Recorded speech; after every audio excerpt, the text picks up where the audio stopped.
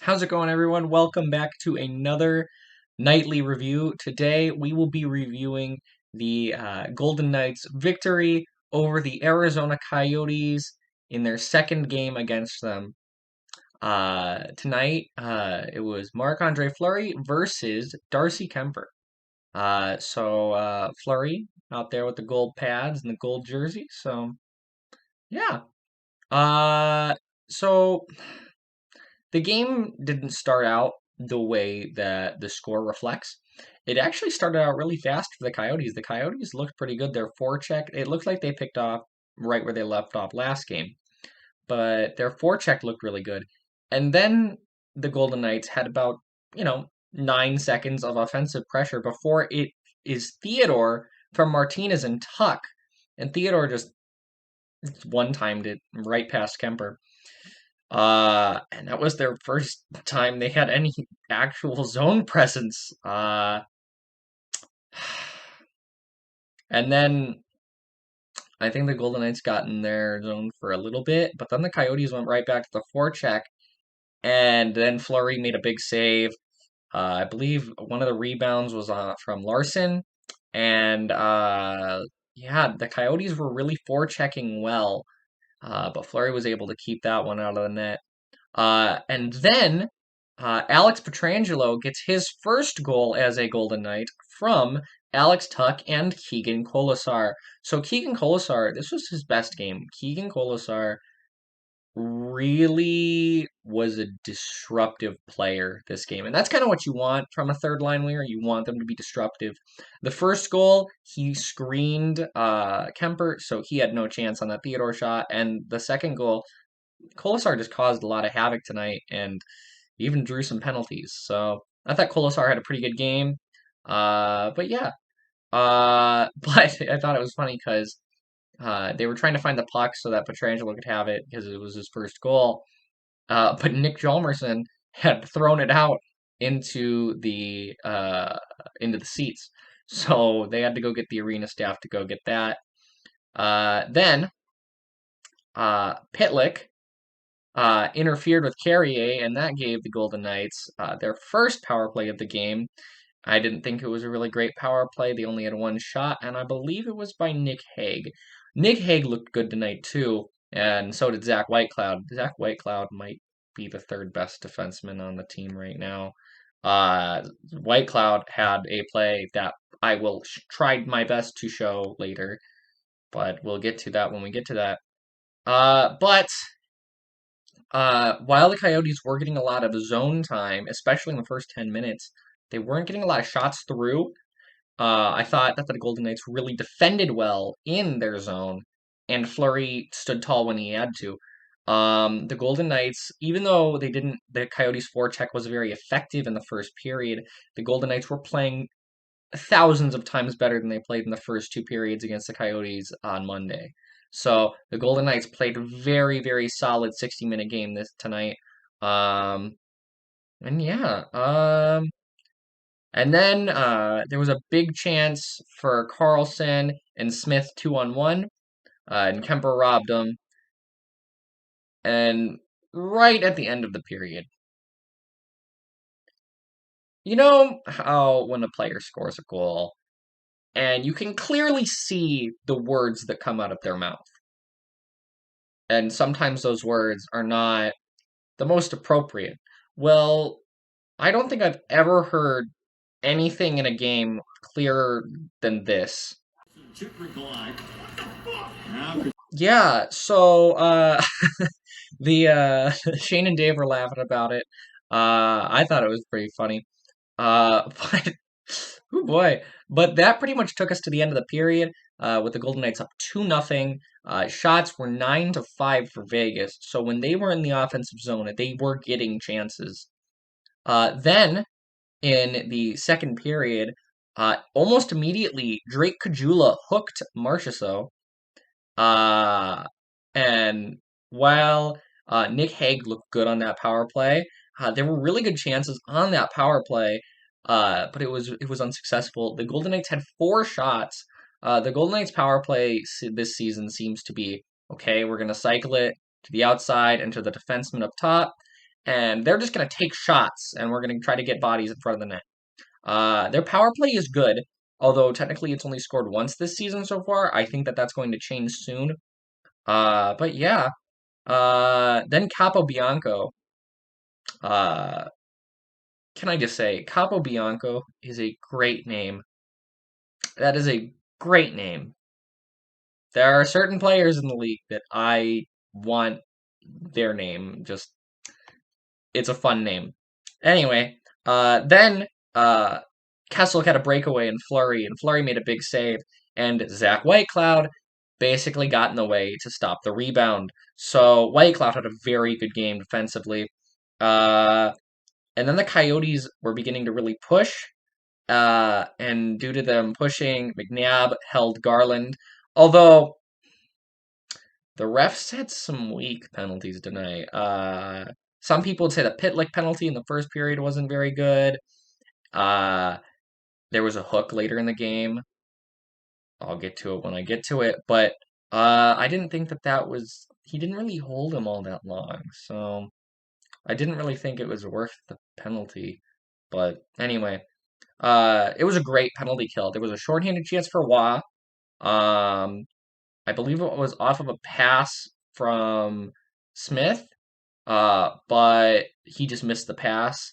But then, right as that penalty ends, Mark Stone makes it 3-0 from Pacioretty and Nick Hague on a breakaway, and he just handled the puck and just went right around. He just went right around Kemper and just put it right in the back of the net. So Mark Stone, 3-0.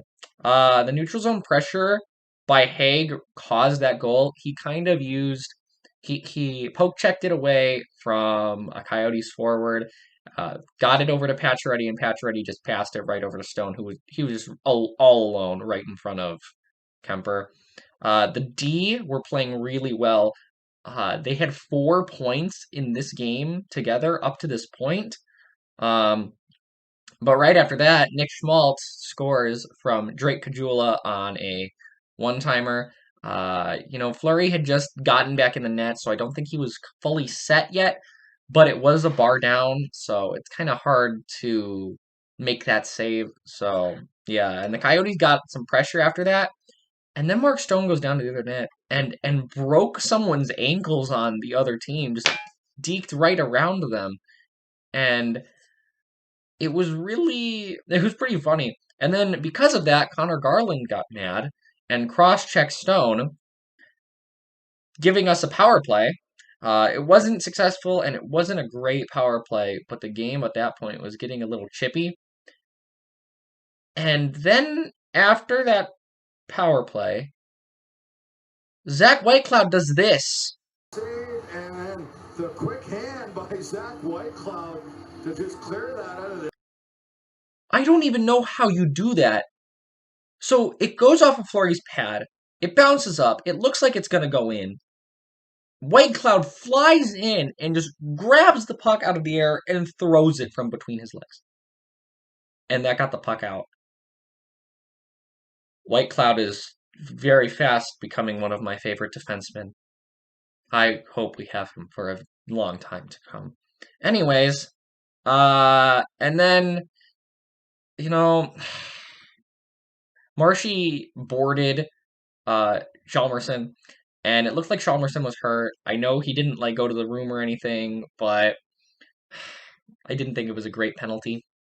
Marshy probably shouldn't have taken that, but that took to the end of the second period, and it would carry over into the third.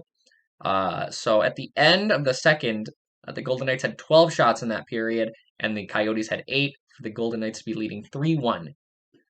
Then, finally, in the third period, the penalty kill was successful. There were 0 shots against during that penalty.